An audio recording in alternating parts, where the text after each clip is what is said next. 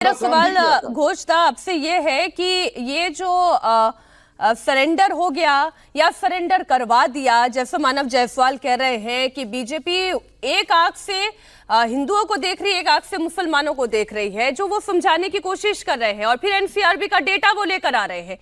बंगाल में इस वक्त हो क्या रहा है? ये परिवर्तन आ रहा है, ये बदलाव हो रहा है या ये बदलाव हो रहा है? देखिए मीनाक्षी जी, पहले ही तो मैं मानव भाई के आदर करते हुए एक बात बोलूंगा। उन्होंने बंकिम चंद्र चट्टोपाध्याय को जब बंकिम दा बोला गया उसके जिक्र कर रहे थे, लेकिन मानव दा क्या ये भूल गए थे कि उनके जो लीडर है ममता बनर्जी, उन्होंने बोला था काजी नजरुल इस्लाम ने महाभारत लिखे है। उन्होंने भूल गया है उनके नेता अभिषेक बनर्जी बोला था मातंगिनी हाजरा ने वर्ण परिचय, जहां से हम अ क ख लिखते हैं सीखते हैं, वो लिखा था। उन्होंने शायद भूल गया है ममता बनर्जी के बयान था राकेश रोशन जी चांद पे गए थे। तो ये सारे बंकिमदा वाले बयान जो है ना, इन लोगों के मुंह में शोभा नहीं देता है। ये लोग अभी विरोधी आसन में बैठा है, लेकिन सत्ता का इनका जो गर्व था, अहंकार था, वो अभी तक ये लोग भूला नहीं, इसलिए उल्टा सीधा बात करके गुमराह कर रहे। आप बात कर रहे हैं कि यहाँ पर एक आंखों से मुस्लिम को दिखा जाने का और एक आंखों से हिंदू को देखा जाने का। अच्छा एक चीज बताइए तो, आपके यहाँ पर अगर वोटिंग एनालिसिस होता है, हर बूथ का एनालिसिस होता है, तो यहाँ पर आपको दिखाई मिलेगा कि वेस्ट बंगाल में 2026 का जो चुनाव हुआ वहां पर कितना बड़ा एंटी इनकम्बेंसी था इस ममता गवर्नमेंट के अगेंस्ट। वहां पर आप देखो तो पूरा उसका सुपड़ा साफ हो गया। लेकिन अगर आप मुस्लिम बूथ में देखो, वहां पर आपको दिखने को मिलेगा भाजपा को 5, 10, 15, 20 ऐसे वोट मिला है। तो इसका मतलब मुस्लिम लोग भाजपा को रिजेक्ट कर रहे हैं। चलो ठीक है, एक पार्टी को आप रिजेक्ट कर ही सकते हो, लेकिन आपके पास दूसरे ऑप्शन है जहां पर पूरे राज्य टीएमसी को यहाँ पर रिजेक्ट कर रहा है, वहां पर मुस्लिम अभी भी टीएमसी के लिए वोट कर रहे हैं। और ये टीएमसी वालों अभी भी कुछ भी इशू होता है तो वहां पर हिंदू मुस्लिम ये बातें लेने आने का कोशिश कर रहे हैं। तो यहाँ पर एक आंखों में मुस्लिम एक आंखों में हिंदू किसका है? ममता बनर्जी का खुले आम बयान थे नहीं कि नहीं हिंदू नहीं धर्म घोष दा, एक गंदा बात धर्म है। बताएं। अब अगर अगर सरकार ये फैसला लेती है कि मुस्लिमों को ओबीसी आरक्षण का लाभ नहीं मिलेगा, इमामों और मुअज्जिनों के सरकारी भत्ते बंद होंगे, मस्जिद पर तेज आवाज में लाउड स्पीकर बजाना बैन होगा, सड़क पर नमाज पढ़ना बैन होगा, तब तो सियासत होगी और बवंडर भी उठेगा। एक बात मीनाक्षी जी बताइए, इनमें से कौन सा बात है जो संविधान के साथ चल रहा है? एक भी बात है क्या? संविधान बोल रहा है आप धर्म के भित्ति में किसी को आप ये पैसा दो। वो इमाम मुअज्जम हो सकता है, वो पंडित पुरोहित हो सकता है, सबका वो जो गवर्नमेंट से एड मिलता था वो बंद कर दिया शुभेंदु अधिकारी जी ने। उसके बदले में उन्होंने स्वामी विवेकानंद जी के नाम में एक स्कॉलरशिप चालू किया, चालू नहीं किया, उसका रिवाइवल किया, जो पहले वेस्ट बंगाल में हुआ करते थे, जिसको बंद करके ममता बनर्जी ये मुस्लिम वोट खरीदने के पॉलिटिक्स के लिए इमाम मुअज्जिम का भाता चालू किया था। तो अभी सारे स्टूडेंट, वो हिंदू हो या मुस्लिम हो, ठीक। वो टीएमसी हो या भाजपा हो, डजेंट मैटर, अगर वो गरीब कैटेगरी से आते हैं, उसका मेधा है, तो गवर्नमेंट उसको स्वामी विवेकानंद जी के नाम से एक स्कॉलरशिप देंगे जिसके साथ वो अच्छे से पढ़ाई कर सकता है। ये ठीक है, सही स्टेप है या गलत स्टेप है? मैं इस यहाँ पर पर आप मैं इस पे मोहम्मद नफीस अंसारी हमारे साथ जुड़े हुए हैं, उन्हीं की राय ले लेती हूँ। अंसारी जी बताइए ना, क्या परेशानी है? फिर जो हो रहा है वो कानून के नजरिए से ठीक हो रहा है, तो क्या गलत हो रहा है? आपकी आवाज अनम्यूट करें पहले, इन्हें बोले ना आवाज अनम्यूट करें पहले।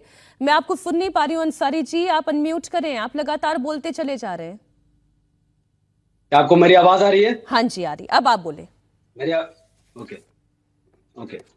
देखिए, देश कोई धार्मिक ग्रंथ से नहीं चलेगा, देश संविधान से चलेगा। आपने अपने शो के शुरू में कहा कि नमाज बंद कर दी गई, रोड में अजान बंद कर दी गई, मुसलमानों को बांग्लादेश भेजा जाएगा, गौवंश हत्या बंद होगी, ये झूठ है। सरकार ने कानून बनाया, लाउड स्पीकर पर चाहे जहां भी लगे आपको साउंड कम करना पड़ेगा, हमने वेलकम किया। सरकार ने सड़कों पर धार्मिक गतिविधि का कानून बनाया है, खाली नमाज पर कानून नहीं बनाया, पूजा भी बंद नमाज भी बंद, हमने उसका भी स्वागत किया।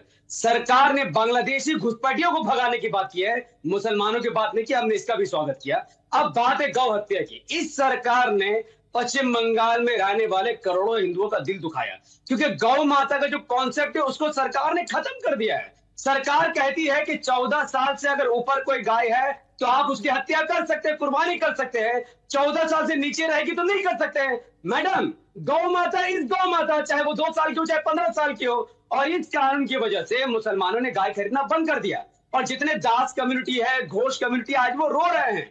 5-5 लाख लोन उठाकर वो गाय पालते हैं। अब गाय को खिलाने का पैसा नहीं, और जो गाय वो 1 लाख 2 लाख की बेचना चाहते हैं वो कटैया में देंगे, जिनमें उनको 10,000 15,000 रुपए मिलेगा। तो सरकार ने मुसलमानों के नाक में दम नहीं किया है, इस बीजेपी सरकार ने हिंदुओं के नाक में दम किया है, और इस पर मेरी आपत्ति, आपको किसी के नाक में दम नहीं करना चाहिए। अब बात करते हैं संवैधानिक तरीके से। पश्चिम बंगाल में जो भी कानून संविधान के दायरे में आएगा हम उसको मानेंगे। मैडम देखिए, हमारा देश का संविधान आर्टिकल 21 कहता है पर्सनल लिबर्टी के बारे में, आर्टिकल 25 कहता है फ्रीडम ऑफ रिलीजन के बारे में। सरकार कह रही है कि हमें देशभक्ति का सबूत दो, मदरसे में वंदे मातरम पढ़ो, स्कूल में पढ़ो। मैडम, वंदे मातरम का हम मुस्लिम समाज विरोध नहीं करते हैं, आपको पढ़ना आप पढ़िए, हम शांति से सुनने को तैयार हैं, लेकिन आप मेरा राइट नहीं छीन सकते ना, मेरी पर्सनल लिबर्टी आप नहीं छीन सकते हैं। आप अगर मुझसे कहेंगे कि सरकार कौन होता है मुझसे देशभक्ति का प्रमाण मांगने वाला, वंदे मातरम मुझे पूरा याद है, वंदे मातरम सुजलम सुफलम मलयज शीतलम सस्य श्यामलम मातरम मुझे याद है, लेकिन मैं सरकार को पढ़ के क्यों सुनाऊं? गवर्नमेंट सरकार, सरकार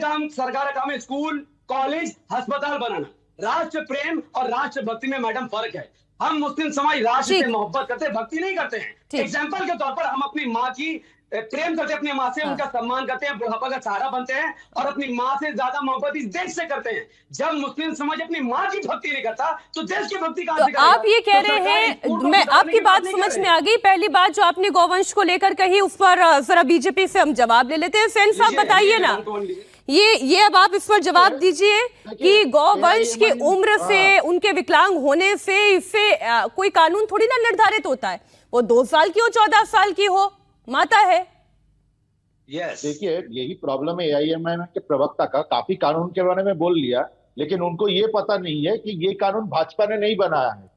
ये कानून 1950 साल का कानून है, जो कि था पहले से। हमने नया कुछ नहीं किया है, वो लागू करने के लिए बोला है, और जो भी कानून में लिखा है वही लागू होगा। कानून में ये लिखा है, अरे भाई ठीक है, तो आप रुकिए जरा। अरे सुनिए अंसारी जी, अच्छी बहस चल रही है, होने दीजिए, जवाब लेने दीजिए। तो अगर 1950 का कानून है सर, तो इसको चेंज कर दीजिए, अब तो बीजेपी की सरकार है। देखिए, अभी जो चेंज करना होगा वो सरकार करेगी, लेकिन अभी के लिए कानून सिर्फ लागू करने के लिए बोला है, इसके अलावा और कुछ नहीं बोला है।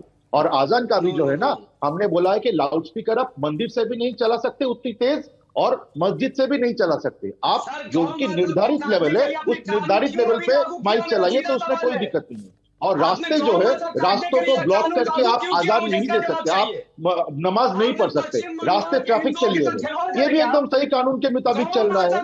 और वंदे मातरम मस्जिदों, जो मदरसाओं में जो बोला जाएगा, इसके बारे में इनका जो आपत्ति है, मैं ये क्लियर कर देता हूँ। ये जो मदरसे है, इनको सरकार से अनुमोदन मिलता है। आप सरकार से तो एड लेते हो, और जब सरकार आपको बोलती है कि वंदे मातरम मैंडेटरी किया जाएगा, तब आपको प्रॉब्लम है। क्यों वंदे मातरम से आपका क्या प्रॉब्लम है? क्या प्रॉब्लम है वंदे मातरम से? बोलने में क्या दिक्कत है?